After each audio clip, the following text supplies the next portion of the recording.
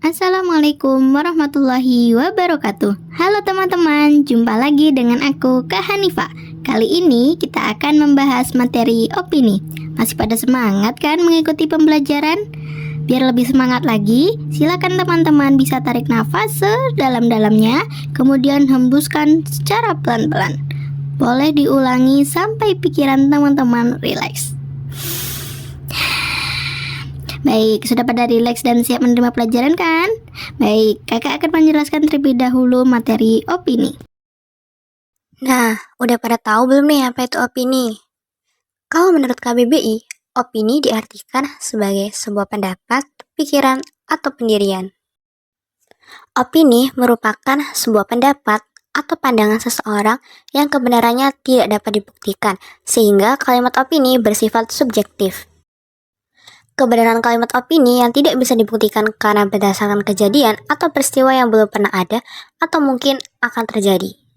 Selain itu, karena opini merupakan pendapat seseorang, maka opini dapat diartikan sebagai sebuah kalimat yang bersifat argumentatif. Nah, opini ini dapat disampaikan oleh individu dan juga kelompok. Berikutnya ada ciri-ciri kalimat opini.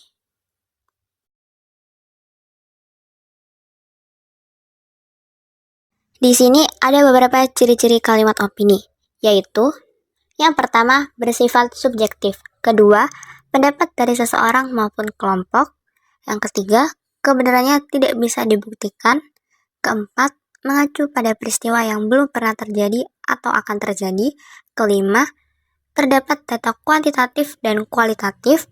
Keenam, terdapat kata mungkin, seharusnya, bisa jadi, sepertinya, sebaiknya.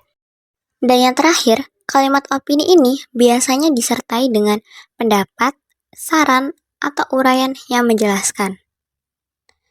Selanjutnya, terdapat jenis-jenis kalimat opini. Yuk kita bahas. Ada 3 jenis kalimat opini, yaitu opini perorangan, opini kelompok, dan opini umum.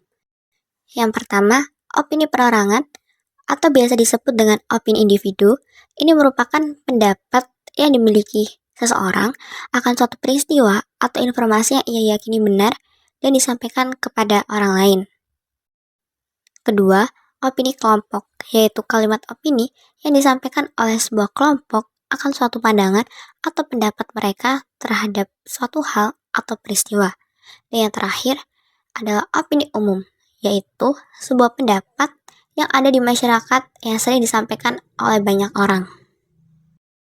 Selanjutnya, untuk menguji pemahaman kalian, yuk kita kerjakan latihan soal berikut ini. Let's go! Latihan soal yang pertama.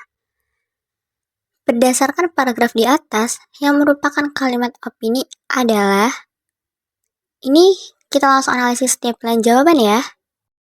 Pilihan A, kalimat pertama, yaitu berdasarkan berita yang disiarkan oleh stasiun TV Senin 17 November 2023, sebanyak 5 rumah di Kampung Kociang, Kelurahan Kerangganan, Kecamatan Setu, Tangerang Selatan telah hancur akibat pergerakan tanah di tebing dekat rumah warga. Kalimat ini terdapat sebuah tanggal, waktu, dan lokasi kejadian, serta disertai dengan data kuantitatif yang berupa angka sebanyak 5 rumah dan disiarkan oleh stasiun TV. Maka dapat dipastikan kalimat pertama ini tentu saja kalimat fakta, karena menjelaskan mengenai hal atau peristiwa yang benar-benar sedang terjadi. Jadi, pilihan jawaban A salah. Pilihan B, kalimat 2. Berdasarkan paragraf di atas, kalimat 2 ini berisi, menurut Rusli, sejak pagi tanah di lokasi itu sudah ambles. Nah, kata menurut ini dapat menjadi sebuah tanda bahwa pernyataan tersebut merupakan pendapat pribadi atau kalimat opini perorangan. Oleh sebab itu, kalimat kedua ini adalah kalimat opini pribadi. Jadi, jawaban yang benar adalah B. Masih tersisa satu pilihan jawaban ya. Kita cek juga, oke? C, kalimat 3. Kalimat 3 ini berisi, garis polisi akhirnya dipasang untuk membatasi akses warga mendekati lokasi ambles. Kalimat tersebut bukanlah kalimat opini karena bukan sebuah pendapat, Dan kalimat ini merupakan kalimat umum yang menjadi penjelas dari suatu hal. Jadi, jawaban yang tepat adalah B, kalimat kedua. Sekarang kita ke latihan soal selanjutnya. Soal yang kedua. Di bawah ini yang bukan contoh kalimat opini adalah... Nah, yang bukan ya, jangan sampai tergocek.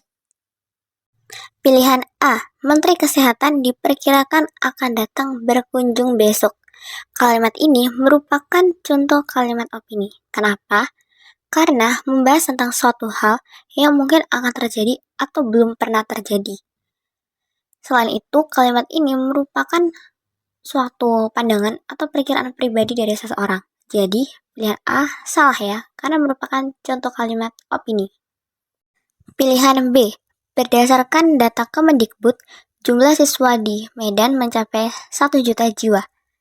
Nah, menurut Study Math, ini merupakan kalimat opini bukan sih? Yuk tebak. Siapa nih yang mikir ini kalimat opini? Salah ya. Pilihan B ini merupakan contoh kalimat fakta. Karena bersumber dari data Kemendikbud yang akurat, disertai pula lokasi kejadian dan data kuantitatif. Oleh sebab itu, pilihan B ini benar, karena bukan contoh kalimat opini. Nah, sisa satu pilihan jawaban nih. Apa perlu kita cek juga ya? Yuk kita cek. Pilihan C, Bu Heni menganggap jika putra sudah terlalu kelewat batas, sehingga beliau akan segera memanggil orang tuanya. Kalimat tersebut tentu saja kalimat opini, karena berupa pandangan atau pendapat pribadi seseorang. Jadi, pilihan C tentu salah, karena yang kita cari adalah yang bukan contoh kalimat opini. Jadi, jawaban yang benar adalah B. Sekarang kita lanjut ke latihan soal terakhir. Apa masih semangat? Yuk.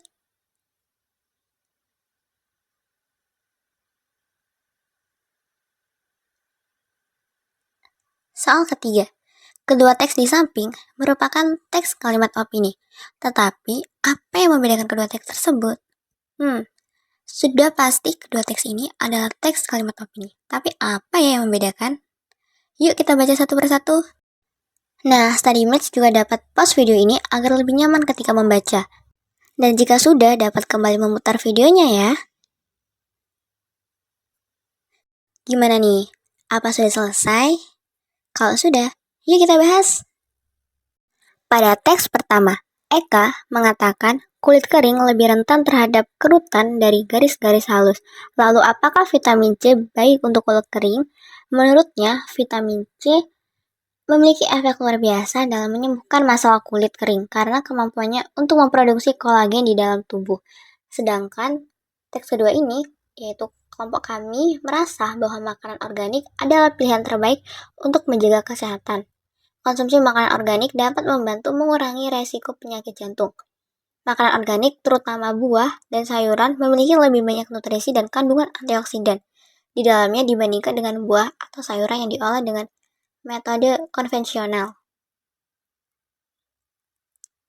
Jadi, dapat kita ketahui jika pada teks pertama ini merupakan pendapat pribadi Eka tentang efek vitamin C bagi kulit kering, sedangkan teks kedua merupakan pendapat dari sebuah kelompok mengenai manfaat makanan organik. Nah, dapat kita lihat dengan jelas jika perbedaan kedua teks opini ini terdapat pada jenisnya ya. Coba tebak, teks pertama ini jenis kalimat opini apa ya? Betul, teks pertama ini adalah jenis teks opini perorangan atau pribadi, karena memuat pendapat atau pandangan pribadi seseorang.